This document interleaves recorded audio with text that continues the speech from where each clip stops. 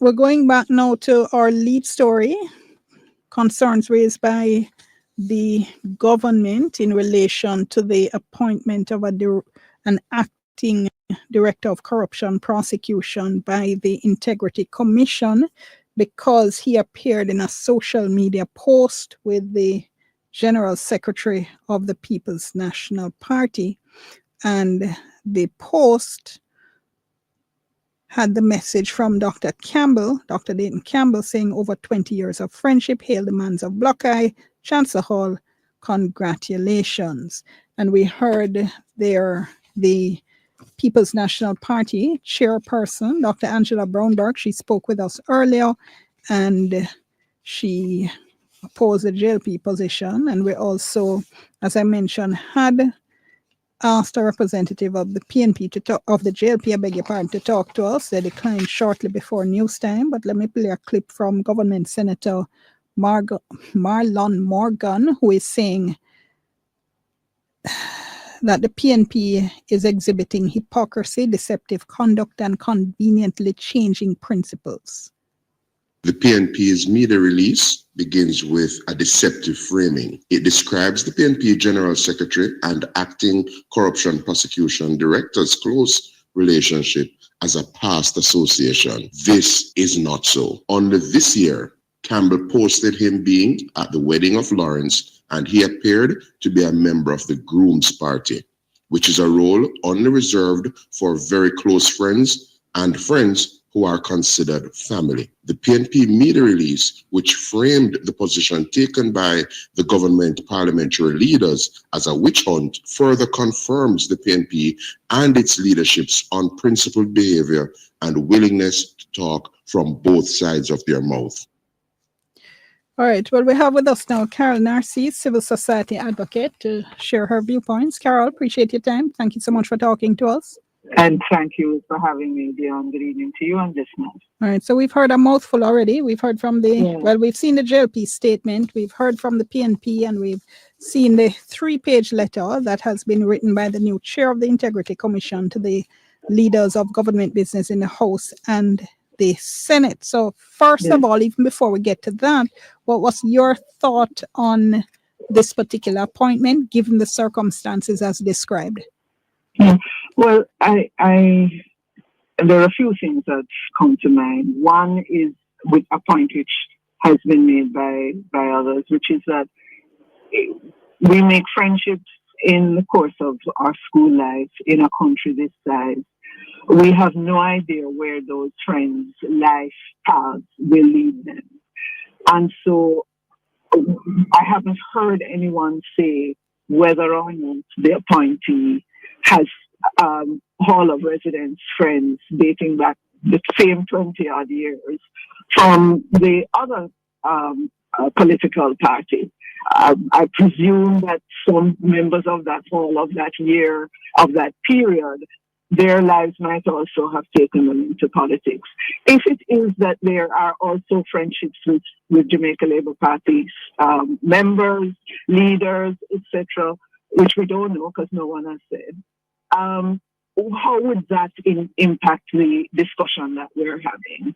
How would that change? Would it change the narrative that we're advancing?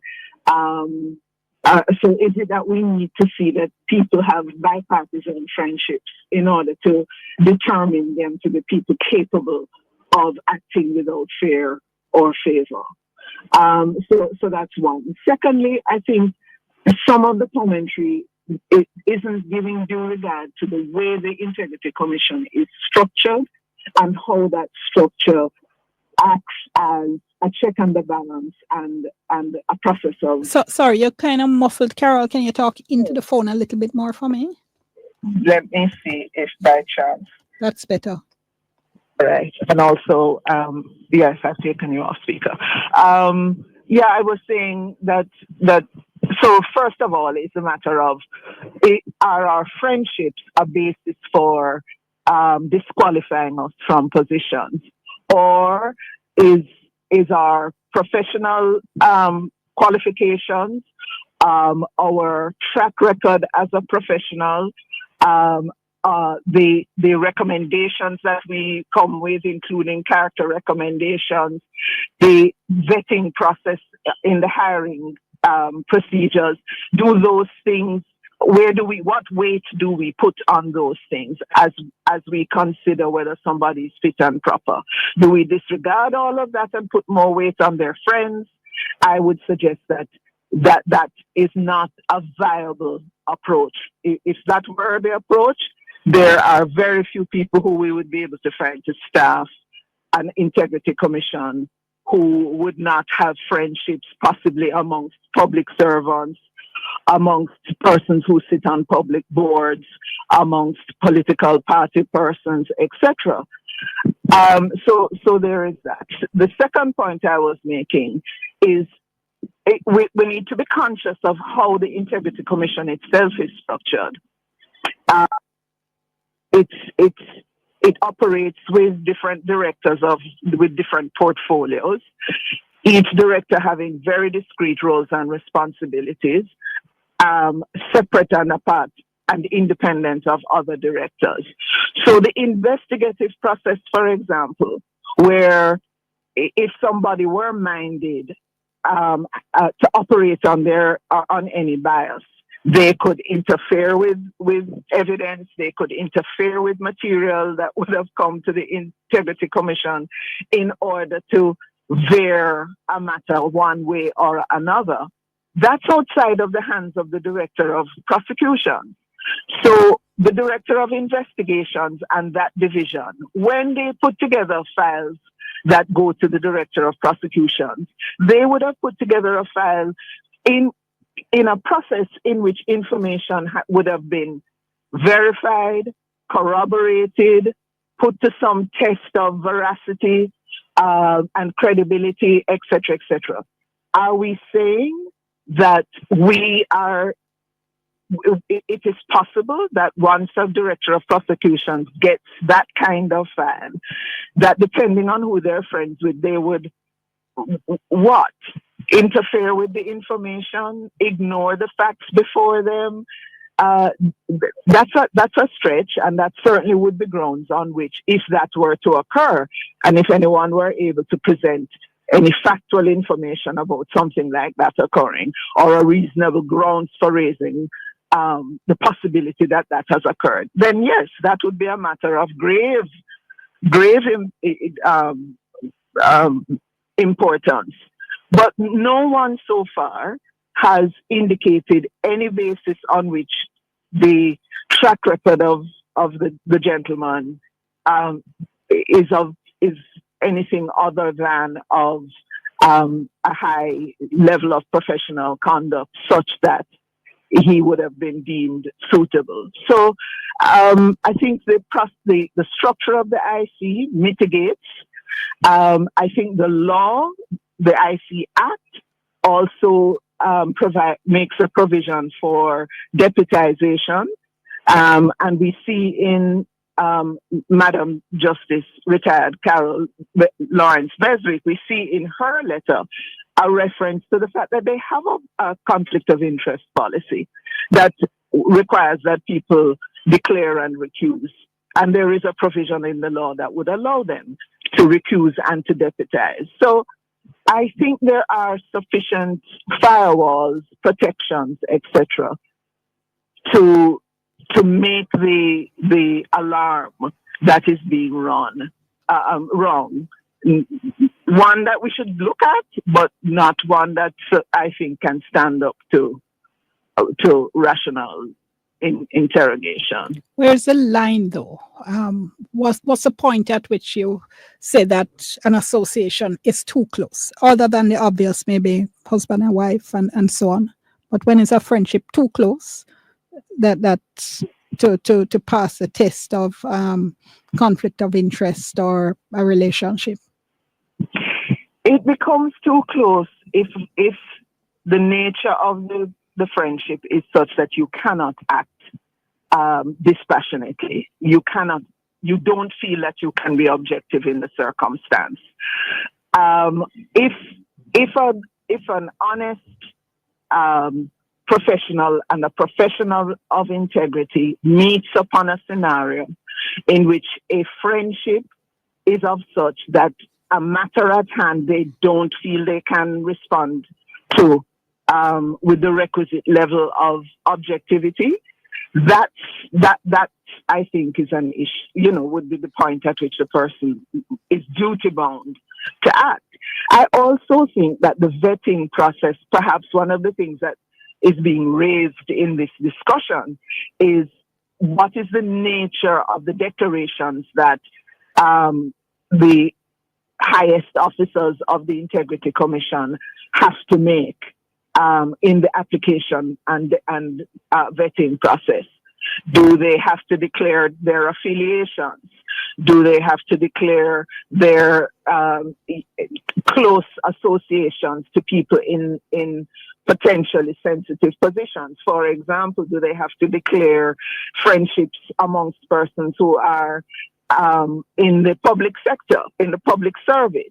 Do they have to declare friendships with persons who are sitting on public boards, and so on and so forth? If those kinds of declarations are not now in place, certainly I would say that it is important for the declaration, not for the declaration to act as a disqualifier, but that the declaration acts as an act of transparency that the Commission can refer to as matters come up over time. Are you concerned that this could be an indication that the new chair is herself getting off to a rocky start? Well, we're in a heightened season of politicization of just about everything, and we're in a heightened season of everybody being in the crosshairs of that hyper politicized context. And so, yes, those who are hardwired to be suspicious of and lacking in trust of the Integrity Commission may find that they can't find common cause with our very cogent response. And they may want to interpret that cogent response in any way they choose. It doesn't change, however, that if you look at the substance of her response, that it is a well reasoned, it is a cogent, it is a mature response grounded in protection of constitutional rights, which, as she said, the writers of the letter indicated that they are minded to uphold.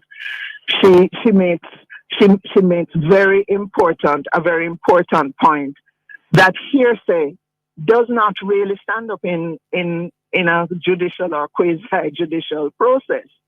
So that if you're going to come to the Integrity Commission and ask for an investigation, you have to come with something more than you heard it on the radio that somebody said that somebody said that somebody said. And so the assertions in the letters about who was pressured to leave and who, the question would reasonably be asked, how do these people know this? Is this something that the officers in question have advised them of? Where is there some record that there is no such thing? And so Justice Lawrence Beswick is perfectly correct. There is no court you can go to with I hear that the man break into the shop and a judge run with that. It don't work like that. And so for senior officers of amongst our political representatives to advance that level of argument is a little alarming and concerning. Gonna have to leave it there. Thanks so much. Appreciate your time as always. Thank you too. Carol Narcisse, civil society advocate, talking there. Remember, want your thoughts as well. Our numbers, that is our WhatsApp number, 876-254-0693. 876, repeating that one more time for you, 876